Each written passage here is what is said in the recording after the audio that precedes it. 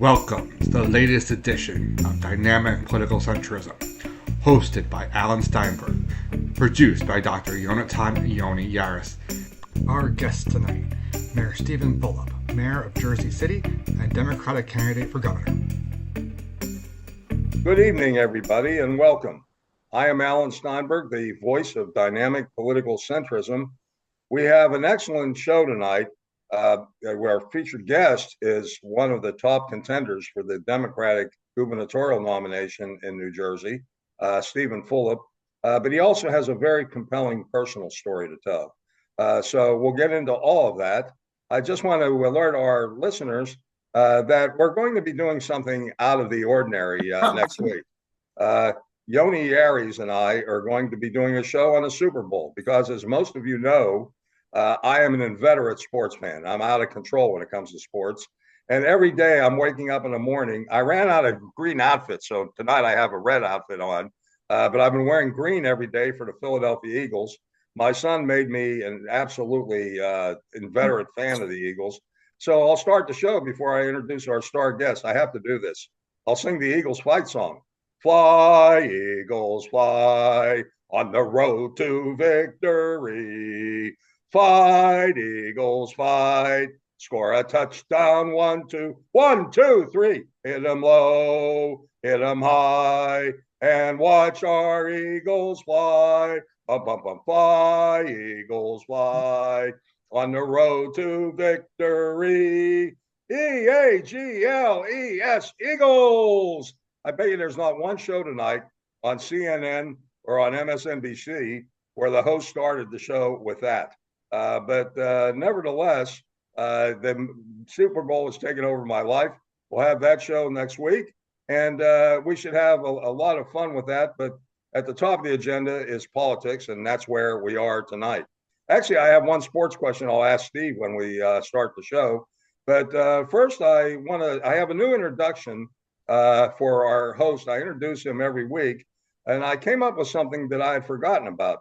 I used to be an inveterate listener to the Art Rush Jr. radio sports talk show in New York. I used to call him all the time, and I used the sort of a stage name. I called myself Pittsburgh Al. I'm from Pittsburgh originally.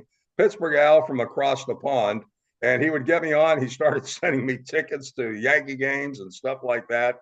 And he also used to introduce his producer. He had a very star producer. My producer was and is Steve Malsberg. He used to introduce him. So tonight and in future shows, I will introduce Dr. Yonatan Yaris as my was and is producer, Yonatan Yaris. And the accent is on future also. Unless he gets a big job in government after the next gubernatorial election, we'll see. He can start auditioning for spots with all these shows we're doing. But in any event, it's a pleasure for me to welcome one of the truly consequential, and I say that in a very good way, figures in New Jersey politics. Regardless of how this election primary comes out, he will have made history, and I'll focus on that in a few minutes.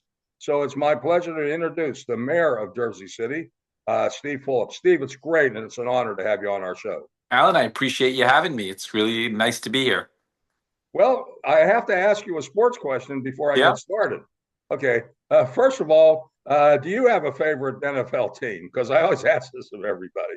I'm a Giants fan, Alan, unfortunately. Well, that's okay. You'll have your day, and you've had your day twice against the New England Patriots. So you've had a good success run. But I got to ask you something a little more serious. Yeah. I am a lover of the memory of the Brooklyn Dodgers. Yeah. They will always be my favorite team in the annals of sports. Now, this is a connection with Jersey City. Yeah. The Dodgers played in Jersey City in the years 1956 and 1957. They played 8 games a season. At Roosevelt Stadium. Roosevelt Stadium, yes. And then they moved to Los Angeles after that year. They were trying to get leverage to get a stadium in Brooklyn, and unfortunately it didn't work out for them. Let me ask you something. I just thought of this today. Roosevelt Stadium had a lot of great events in its day. They had championship fights. For example, I believe it was the fight between Tony Zale, one of them, and also with the former another former middleweight champion, Jake LaMotta. and that Rocky Graziano, he fought there. So there were a number of great sport events in Roosevelt Stadium. I believe now it has been demolished. Is that correct? Yeah, Jackie Robinson actually broke the color barrier there first. I know that because I didn't tell you this also. I was in charge of the project that erected a Jackie Robinson statue at the Port Authority terminal. I did the administrative part, and Lou Eisenberg did the fundraising part. And I thought that was a great honor for not the statue, although the statue was nice. But Jersey City will always have an honored place in the annals of sport because of that. Yes. So to answer your question, it is now residential condos called Society Hill. It was demolished probably, I mean, way before my time, maybe in the 80s or 90s. And now it is a community called Society Hill. Let me ask you this.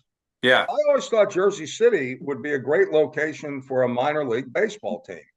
Has that ever come up during your term or any of your predecessors? I never heard it come up before. Yeah, you know what? So I'm not a baseball enthusiast like you. I'm a Yankees fan, but I'm not in the weeds like you. But my feeling is that it is very hard for a minor league baseball team to compete in this market where you have the Yankees and Mets, to be honest with you. So it's a money loser. Look, I think Jersey City, 20 years ago had a huge missed opportunity allowing the Red Bulls to build that stadium in Harrison. It had no business being in Harrison. I think if the mayor was more proactive, probably would have ended up in Jersey City, which would have been a whole different narrative for the history of Jersey City in sports. But it was a missed opportunity, and I don't think there's another opportunity on the horizon, unfortunately. I agree with you. I think Jersey City would have been a terrific location. Well, Steve, you have a compelling lifelong story, and I'm going to first go through the beginning segments of your bio, which again is most impressive, and then I'll go into your political life. You All are right. a descendant of Holocaust survivors. Your father was a fighter in the Golani Brigade in Israel, so you have parents in whom you can take a tremendous amount of pride. Yeah. My feeling is, I have to believe that your Holocaust heritage is a compelling factor in your life and it has influenced you every stage of the way. But I'll leave that to you to explain. Yeah, I mean, it definitely impacts me. I mean, immediate family members, the majority of them died in the gas chamber. My family immigrated here because of the freedom of opportunity and choice and religion. And it probably indirectly is linked to the reason that I enlisted in the Marine Corps. I mean, I viewed it as a partial payment for citizenship, and I think that my family has a lot of things to be thankful for. And so I think the Holocaust component of my family's history is important to kind of how I got here. I think it has to be a key motivator. And in your public service life, and I credit your parents and grandparents for this also, you've been without scandal, and nobody could ever question your motivation for public service. And that has to be because you appreciate America, given your background and the greatness of America in a way few others can.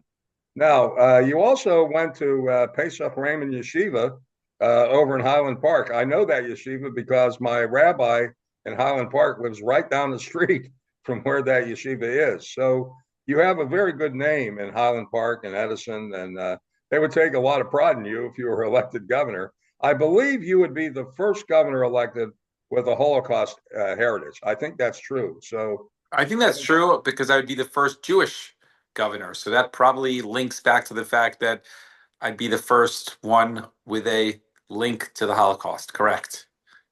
And I think that is really a huge factor. I know that when I was a senior policy advisor in the Assembly Republican caucus, I was a Republican before Donald Trump came on the scene.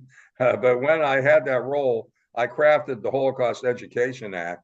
And we had such backing from Holocaust survivors in New Jersey that it moved me, and I will never forget that. So you grow up and you went to Pesach Raymond Yeshiva. Then I believe you went to Harper College over at SUNY Binghamton after that. Yeah, look at you. Go ahead. Yep. Hey, listen, I can produce the Steve Fulop story. I can be Cecil B. DeMille on a small stage, but it's a big story. But then after that, You got a business degree from NYU, your master MBA, and Yep. then you got from Columbia your MPA. I have to tell Yep. you something. I've taught in college. Yep. I taught for 5 years at Monmouth. One year I taught over in Jersey City. I taught over at the basically not Stevens.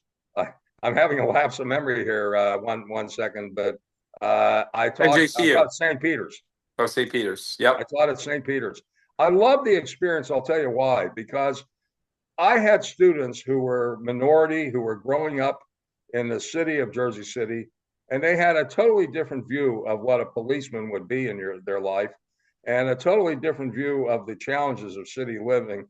The day after Trump was elected, I felt like a psychiatrist. Everyone was really down, so I let the students in my class, which was Introduction to Political Science, express themselves. And I'm sure, I know that you are very popular in I guess it's Generation Z, the youngest generation. You're reputed to have a high popularity there, and I would assume that you're dealing with young students in Jersey City, particularly minority students, has influenced the course of your life as well. Yeah, I think that's accurate. I think so too, and you were all to put this to great use as mayor of Jersey City. Yep. Now, you got your degrees, and then you went to work at Goldman Sachs. And then from there, you went off to the Marine Corps and you fought in Iraq. There was something about your background in Iraq that I actually think would be valuable for a governor. But what motivated you to do that? I mean, I don't know anyone who would take the risk like that, Yeah. leave a Goldman Sachs future, and then go over to Iraq. Yeah, it was definitely unorthodox, and I was the only one that did that. But look, I said earlier, I viewed it as really a partial payment for citizenship. There was a lot of patriotism in the country at the time. I felt that way. I felt that service was important, and so yeah. Look, I made the decision. It was kind of an unorthodox decision, but in hindsight, I'm happy I did it. So I left Goldman, went to Paris Island in South Carolina for boot camp, and then off to Camp Pendleton in California, and then to Kuwait. Well, I have visited. I was an officer in the Navy. I was a lieutenant in the JAG Corps, and I visited Camp Pendleton, and I observed the training there. Just Yep. getting through basic training there was a massive achievement in anybody's life. So I have to give you credit there because I could never get through that basic training at Camp Pendleton.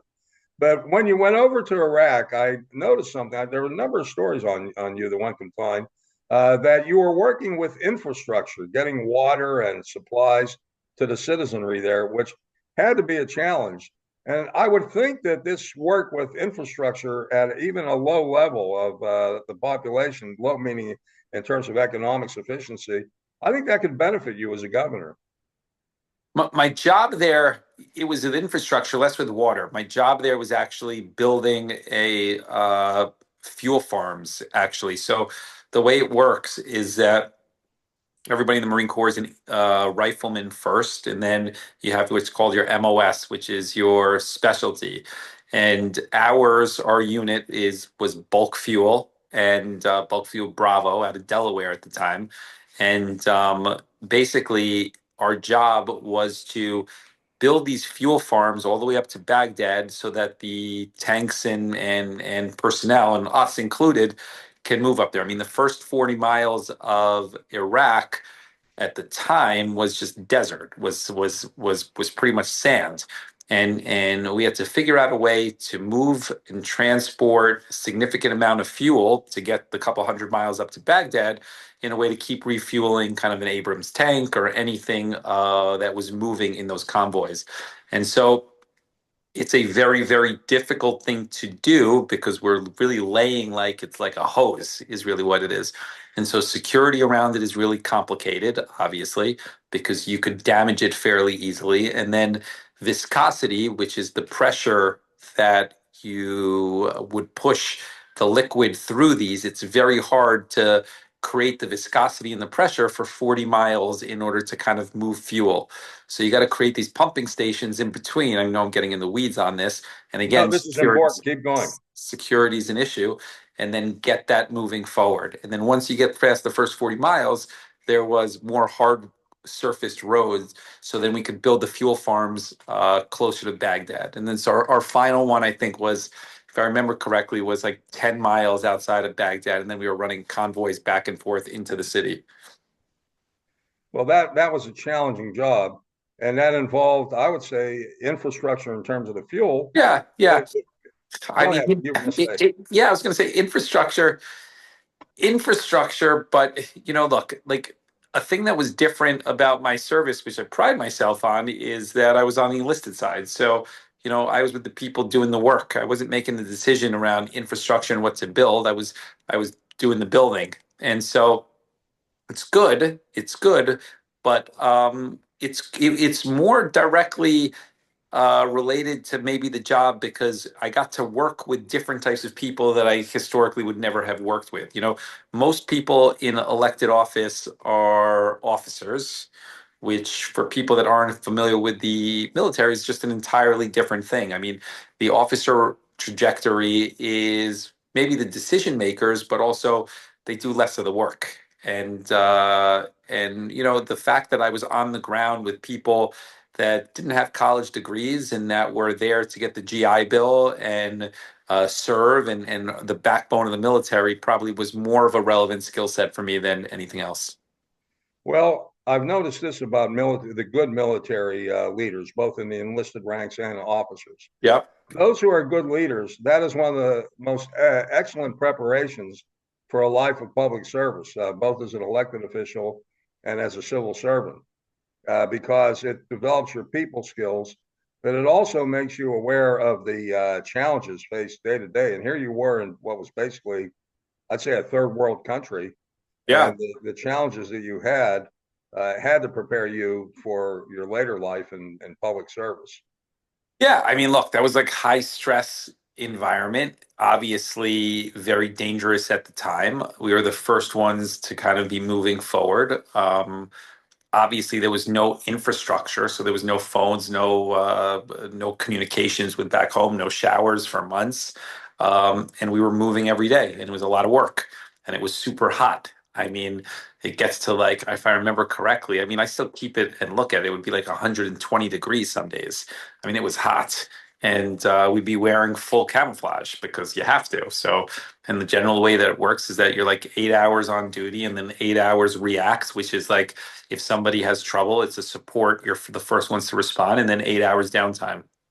And It's like all these bullets are whizzing around you at the same time. I mean, you know what? It's interesting because that's not like it's not an everyday situation, and certainly it's it's when I look back at that experience, in some ways I was fortunate in that I was there for the first 6 months.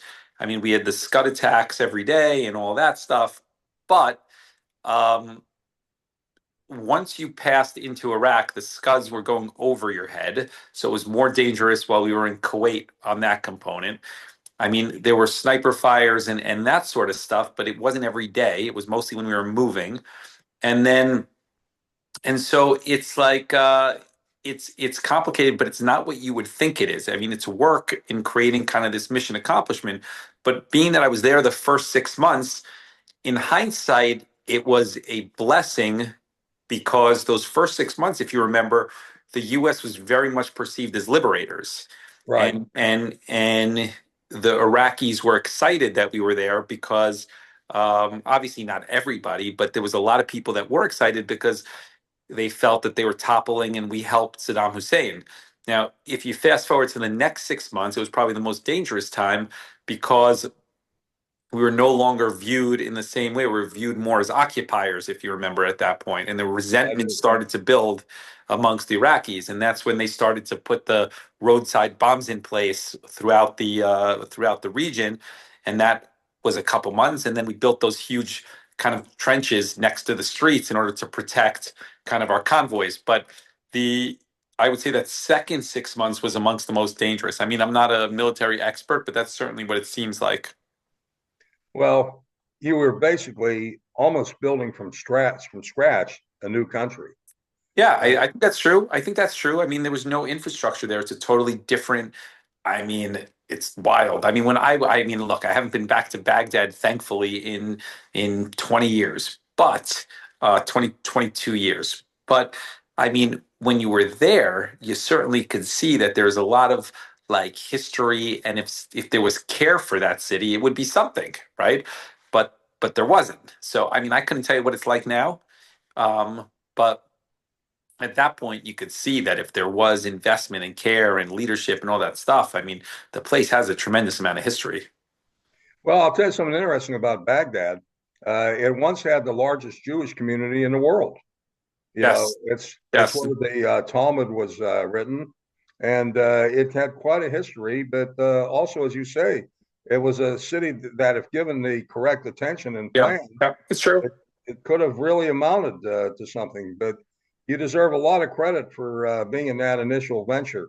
Now, you came back after that to New Jersey. Did you go to Jersey City first, or did you I stop somewhere did. else? I did. I went straight to Jersey City. I kind of viewed it at the time that I wanted to stay in New Jersey. I was working back in finance. I wanted to stay in New Jersey, and if you remember, kind of Goldman Sachs was finishing their building in Jersey City. It was just Right. kind of just completed.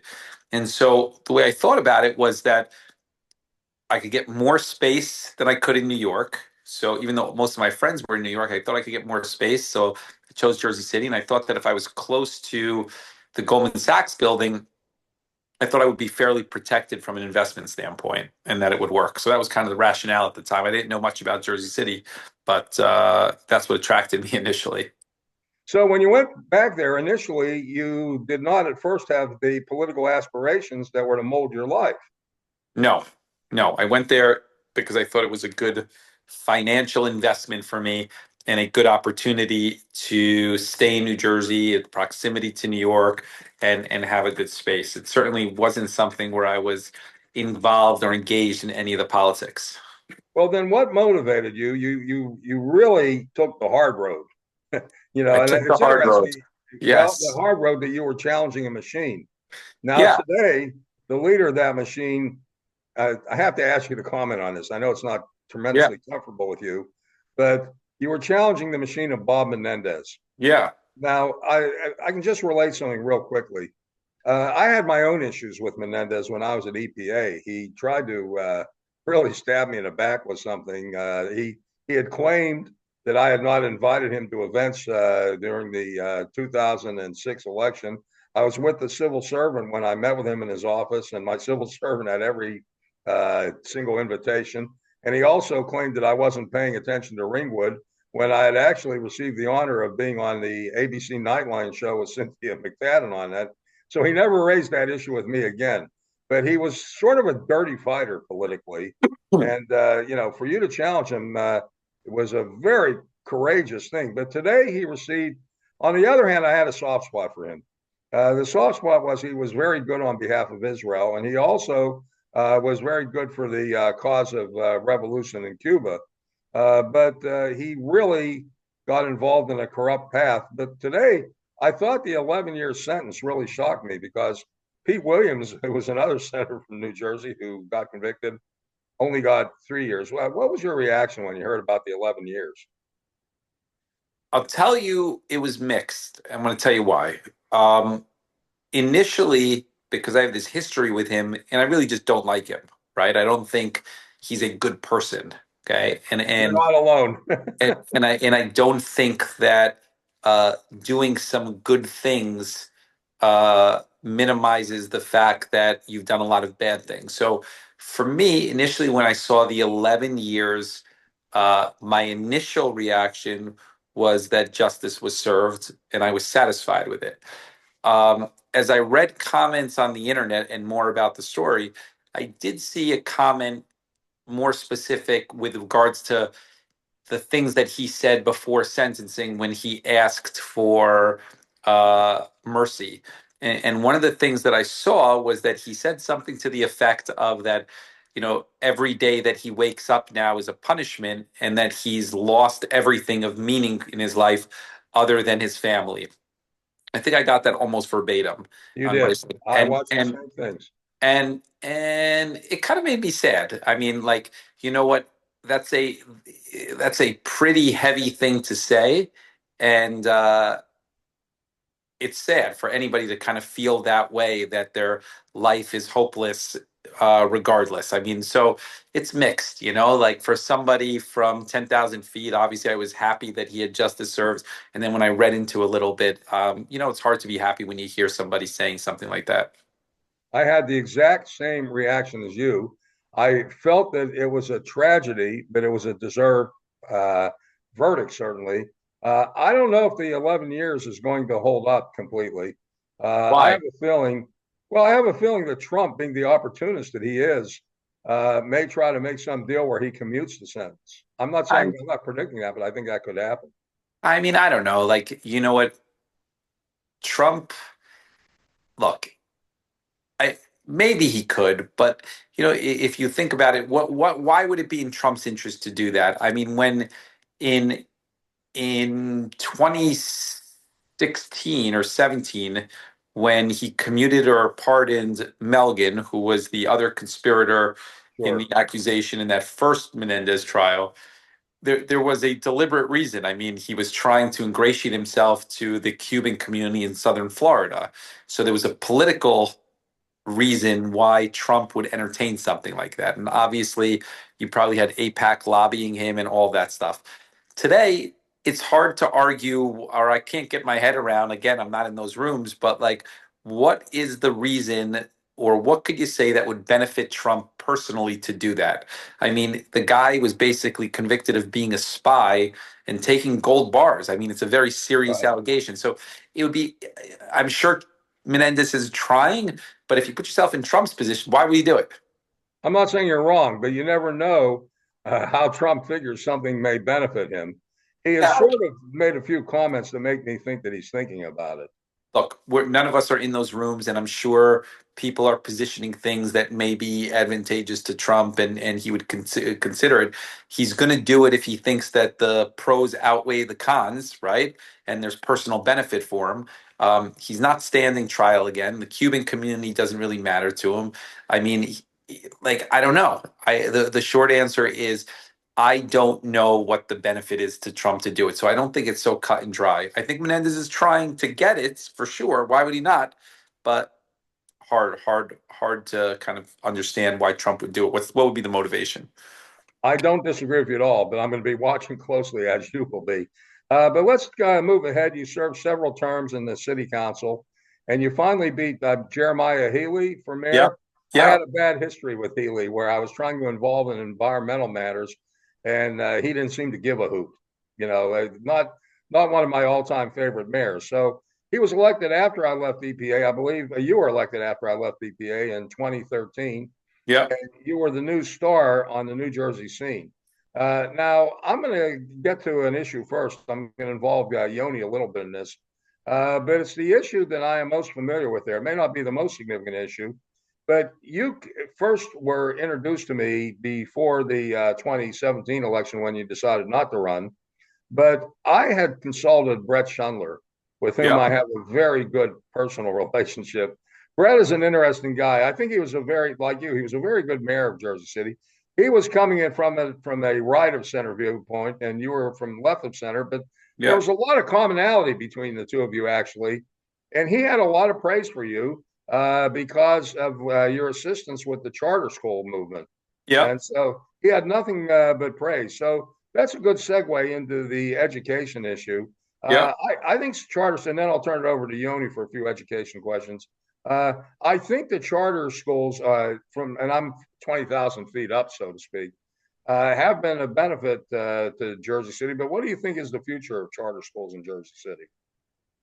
I think the future of charter schools are different in a place like Jersey City versus the rest of the state. So in a place like Jersey City, urban area, densely populated, huge disparities between quality of schools. I think they have a place. I think you want to improve your traditional public schools, but charter schools have a place, and parents are expressing that they're interested by these waiting lists. So you see them in Jersey City and Newark, and like Brett said, we've been supportive of some of the things that Brett's been trying to do there. He's building a new school, and it wouldn't happen without our administration's help. I don't think they have a place in some of the suburban towns that have good schools, and they've tried to kind of create these loopholes to get public funds in order to create these specialized schools. I think that is kind of taking advantage of the charter school intent, but so it depends. The short answer is it depends. In Jersey City, I would say it has one destiny. Elsewhere, it has something else.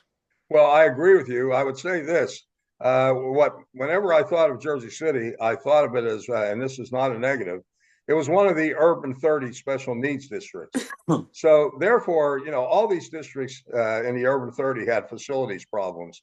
Yep. I thought what Brett did with your cooperation and using buildings that were not used at that time, excuse me, but were structurally sound, and instituting charter schools there, I thought it was a wise use of public resources, and it helped comply with all the facilities requirements. Yeah, Brett gets most of the credit for that. I just facilitated it. I mean, Brett's a really smart guy and passionate about that, and what he's been able to achieve is really, really special. I mean, he probably has.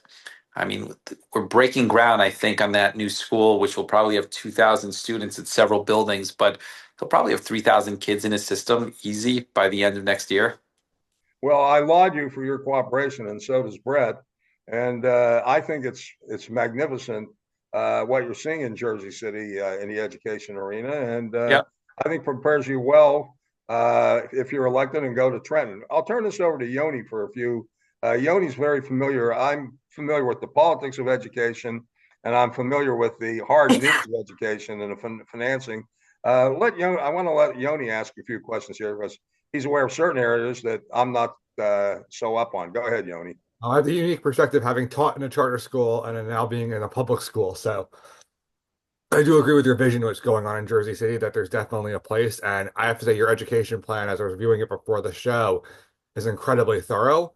What I want to touch on is the school segregation challenge. And I Yeah. thought your plan, especially looking at moving to magnets in the Mhm. level setting, was a very worthy exploration. And then how that would also tap into the school funding. So if you wanted to expand on that, one, to explain what a magnet school is and how you could take everything you've done in Jersey City. I think Jersey City is the third largest or second largest city in New Jersey, and be able to Yeah. use and apply that, because your unique record being, I always say mayors make the best executives. Yeah. Well, they've had experience leading. And it's really, Yeah. Look, I think Governor Murphy has made a huge mistake not leaning into fixing this segregation issue. I thought he could have had a really impactful legacy solving things like school segregation, housing shortage. Instead, a lot of litigation and not really leaning into the complicated stuff. On school segregation, I think there's two things that you could do. I think first, yes, you need to invest in county-wide schools and magnet schools. And the reason I say that is because politically, it's less intrusive to the people that would say, not in my backyard, or push back on it. So you could diversify by creating magnet schools. So that's a benefit. It's less investment in these local municipalities, which you want consolidation anyway at. And the second thing that I think the governor can do immediately is understand and articulate that housing supply and affordable housing, or housing that is affordable, and construction in these municipalities is directly tied to desegregation of the schools. And so if you are building housing and investing in housing, we have a whole housing plan on how we're going to double the production on that, but you're tackling the school segregation issue the same way. And I think that those are things directly a governor can do in a thoughtful way and combat this whole school segregation issues. And I think, like I said, Governor Murphy's made a huge mistake, because I think that he's really taken a hands-off approach because it's politically tough. But that's not his job. His job is to make politically tough decisions. So no, I think there's a lot of credit to you for saying that. Is the best leaders are the ones who can sit down and make the tough decisions. I think your background, having served the country, yeah, to do the tough action, and that's not always easy to do, to be the leader in the room. I was very impressed with you and the late Councilman Michael Youn when you guys got together to propose a $250 million stop yeah. and really look at a new creative way of funding public schools, which I think was revolutionary for the state of New Jersey. And I'm curious what you could take from the learning you experienced with that and apply that, because school funding is almost a third rail. We all know it needs to get fixed, but everyone's afraid to lead and do anything about it. Yeah. Look, I didn't have the political capital to get that done. I thought what we outlined was very reasonable. Um, use an example. I mean, we talked a little bit about. I mean, we spend tens of millions of dollars on janitorial services, and the schools look, not in the best condition, dirty, and talking about how do you contract that out to private vendors and get a better work product and drive down cost, and they could still be union, and the schools just didn't want to do it. And then we said, look, we would do it through attrition, so nobody would be laid off, right? We would do it as somebody retires. We would just not replace them and slowly transition school, then another school, then another school. So it would be less impactful. They didn't want to do it. We talked about some kind of basic changes to kind of some of the structure and shared services. They didn't want to do it. So look, I think that school change is very, very tough. And sometimes fighting these unions are very, very tough. And I think that one of the things that makes me more prepared than others for being an effective governor is the fact that I've had some successes and I've had some failures, but you learn a lot in that process, and being an executive and dealing with these things gives you that opportunity for experience. Some of the other candidates don't even have that opportunity. I mean, if you're a legislator, whether it was in Trenton being the Senate president or in Congress, you have no experience directly dealing with unions, none whatsoever, and understanding how these things play out. So look, you elect as a state the next governor and they have no experience with any of this stuff, you're going to have the same outcome, right? The last 8 years, you had an ambassador from Germany that didn't understand municipal government because never experienced it. 8 years before that, you had a U.S. attorney that had no municipal government experience. 4 years before that, you had a U.S. senator from Goldman Sachs that had no municipal experience. So your outcome is going to be what it is. And that's the case that we make to a lot of these groups. I have to say, Steve, you've given a very good summary of state government over the past 2 decades. But I want to pick up on two things that Yoni touched on. Uh, Actually, they're part of the same rubric. Every year, property taxes, or every election, property taxes seem to be the major issue in New Jersey. Yeah. And nobody ever really solves the problem because of the political capital involved, as you alluded to. And the second issue, I think, is going to be as big as property tax this year. Some people agree with me, some disagree, but that's the issue of affordable housing. Now, you have already issued statements. What's remarkable about your campaign is that usually gubernatorial candidates are afraid to have task forces, are afraid to release their plans because they think that makes them political targets. I think you have benefited from these task forces you've had and your release of plans like that. I think politically it's been a smart thing to do. Yeah, look, I think that Lisa Janey and I, so the core campaign team, made decisions early that we'd be substantive on policy, and we spent a lot of time on that. And when people weren't really thinking about the governor's race and they were thinking about assembly races and then the presidential race, we were spending a lot of time, fine tuning messaging around housing or transportation. And yes, you could argue that some of that stuff was politically maybe not the easiest things to say, but then we got into a comfort zone where it's much easier now because people expect us to say the truth. And it definitely has benefited us. We had a Zoom call 4 hours ago with a bunch of volunteers. I mean, there were 60 on that call today. It's our 20th call like that with new volunteers. They're coming very fast right now and signing up. And the reason that they're signing up is because I think they believe that the campaign is about change and progress. And why do they think that? They think that because they're able to see we're very detailed and we have core convictions and we're very detailed on policy. And I think those motivate people. And so if I was to think about where the campaign is now, it's directly tied to the decision we made early in the campaign to be substantive on policy. If we weren't substantive on policy, if we didn't do those papers in the same detail and outline, here's what we're going to do on this specific issue, I don't think we would have the volunteers that we have today. Well, that's why I say that your campaign can make history. If you win, it definitely is going to make history for two significant reasons. You decided to be substantive, but you also decided something else. You decided very early on to run a real outsider campaign because in your heart and your gut, you feel that's what you are. Now that dovetails, and we're going to have on our show as a special guest in this regard, Julia Sass Rubin, who wrote the Yep. essay and the paper at the Blaustein School about the effect of the line.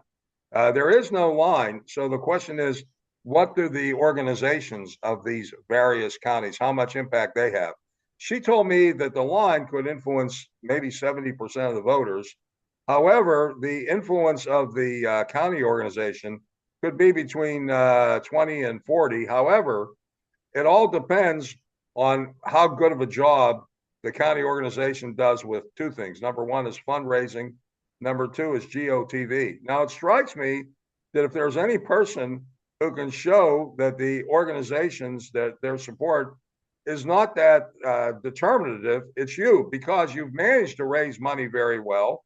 Yeah. You also, in addition to that, you've amassed, I know Lisa very well, and I was just introduced to Janie, so now I'm a fan of hers too.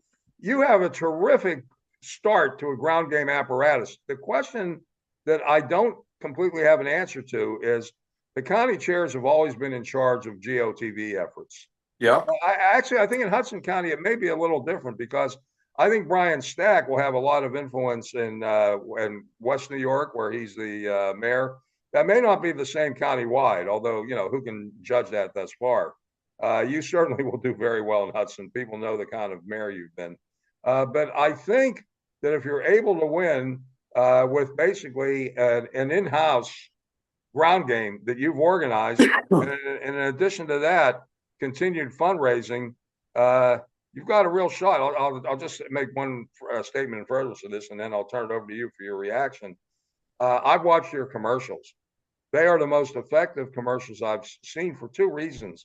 They get your human side out, but they also indicate what your concerns are.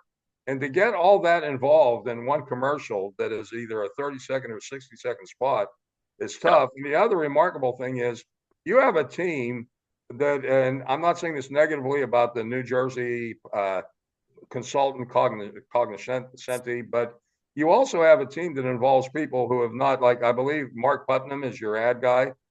Yeah. He's tremendous. I never heard of him before, but his work is phenomenal. And you have on your team people who have not been known that well in Jersey before, and it's an impressive team. Your reaction? Janie Chung is not a powerhouse. Oh, she is a powerhouse. That's why she's on our show. Lisa Mandelblatt. You didn't. I just touted them before. There is no greater admirer of your two leaders of your citizen involvement than I. That's why I had them here. I haven't had any other staff. I want you to know this. No other staff has appeared on this podcast since we got started months ago. So Fulop broke a barrier tonight. You know what, Alan? I think they would tell you as well. Like, none of us anticipated that it would click the way it has. It started with, I just knew the two of them. They didn't know each other. And I just thought, okay, these people would be good to, build around. They're reasonable people, smart people. And then it ended up kind of just growing better than any of the three of us could have anticipated, is the truth. So it wasn't some stroke of genius. It was more kind of just luck, if you wanted the truth. Well, it's pretty good luck to have those two. But look, it's worked out. It's worked out really well. I think that the structure of the campaign and beyond the three of us, the stuff, like, there's a lot that I don't think that the public sees about how much we've built. And look, we're all kind of learning because none of us have been through these statewide races. But I mean, we feel good about where we are. We really do. Well, I think there's another thing that you can take advantage of, and that is your knowledge of media. GOTV, Get Out the Vote, doesn't just have to be knocking on doors, although that's the real intimacy of GOTV. It also can involve social media, Facebook and other sites that encourage turnout, targeted in certain ways, email. I think you're in a position, if you choose to utilize that sort of GOTV apparatus. Yeah, I mean, look, we got a lot of volunteers. We got a lot of people that are engaged and motivated, and our volunteers are different because there's a different type of person that, let's say, is part of a county apparatus that might have a job or is tied in. Like, if you look at most of these county apparatuses, there's two types of people that are generally engaged, right? You have somebody that, and this is not a rule, of course, there's a lot of exceptions, but you see a lot of this. There are people that work for municipal government, so they have a financial tie to the system, okay? Or people that are older, senior citizens that don't have a financial tie but believe in the mission. So you have those two types of people. If you look at a county convention, those are the two most common types of people that you see. Okay. And now the thing about the two of those groups, so the the person that is a paid or financial interest in the system, they're not going to work every day because they don't really care. They're in it to check the box. They don't feel the passion for it, right? They don't feel connected to the candidate. They're going to do it because they're told. If you say show up on Saturday, they'll show up on Saturday. If the chairman says hand this out around your block, who knows? They'll do a half-assed job to do it. And then the senior citizen is probably more involved in policy, passionate about kind of politics within the Democratic Party, but more often than not, because they're older and they're not in the same place, they may not be willing to go door to door like a 30-year-old might be willing to go to door. Doesn't mean that they're not engaged. They're still going to the Democratic Club, but it's not the same worker, right? We have, let's say, a person that is that 30 years old or 40 years old that signs up and there has no financial ties to us. They're there because they want to be a part of it. So the question is, and I do not know the answer, we'll find out in 3 months, is how do we translate that person into a work product that gets votes out and their willingness to do it? I mean, they've come this far, so I assume that they're willing to do it, but we haven't tested it yet, so we don't know. Well, I'll tell you what interests me a lot about whether your GOTV effort is successful. The Democratic Party has really been in a downer mood ever since Kamala Harris lost to Trump, which was a real blow. And they're looking for an example as to how to come out of the slump. A victory by you would be a big factor coming out of the slump. So I think that, quite frankly, if you're able to do this, if you're able to win in this campaign, you will have, and as we get closer to election day, I think you will have a lot of volunteers that may even come from outside the state. We had a couple on the call today, which I was surprised about, to be honest with you. We had one person from Texas and one from Pittsburgh. One's in school in Pittsburgh and he comes back, but he wants to volunteer remotely. But the point is, I mean, we got a lot of volunteers. So something is working, right? And something is resonating with these people. I mean, I think I know it's really ties back into the policy and the substance because these people care about that stuff and they should. But I don't know for a fact, and we'll see how that translates into votes in in 4 months. Well, my last question of you is this. This is something I do not envy you for. Donald Trump is really destroying government. I am getting horror calls from friends who are federal employees about the efforts to get them to accept a buyout, which would leave them with a very dubious future without their federal pension. And they are also cutting off grant money like crazy. And New Jersey, all levels of government have relied on federal aid. I know you don't have a magic wand, but what do you think about when you may be facing a challenge of being defunded of federal funds as the governor of New Jersey? Look, it goes back to the fact that I think that if the Democratic Party nominates a pure moderate, a Republican light candidate, there is absolutely zero chance for success in November. Okay, I agree. And because the Democratic Party is only going to be amplified if somebody has core values and shows a willingness to fight. Okay, for those core values. So if you elect a Republican light from the primary system here, you might as well hand it over to a Republican, and I believe that. So, look, I think that our campaign and my track record as mayor is that of a fighter, and I got a lot of scars for it, and people may criticize me for it, but I think in this situation, it's an asset. And if you're somebody that has beliefs and you want somebody who is a fighter on your behalf, I'm the candidate for that. I got a track record on that. You have survived and you've overcome the scars, and you will be prepared for certain for crisis if you become the governor of New Jersey. I'll just make one final comment to you. I got a kick out of one thing that was in your commercials about your family's delicatessen.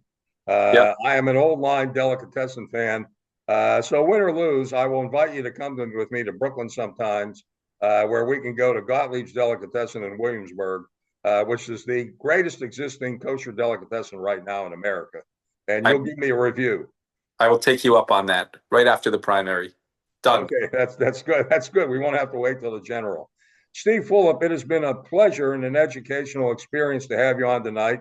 We're going to nudge you and invite you back as we get closer to the primary and the election. And of course, you have to bring Lisa and Jamie as well, because I am the self-anointed president of their fan club. All the best to you, and let's stay in touch, because this is going to be one interesting ride. Thank you. Take care. Have a good night. You have a good night also. And take care, Jamie, and take care, Lisa. All the best. That is our show for the week on the podcast, the Dynamic Political Centrism. And we hope to continue to keep you well informed with information as we approach one of the most consequential elections in the history of the state of New Jersey. That's it for tonight. Go Eagles, and all the best to all of you. Take care. Thank you for joining us for the latest edition of Dynamic Political Centrism. Check back each week for our newest episodes, and you can catch past episodes online via YouTube and Spotify, and please subscribe to our Substack.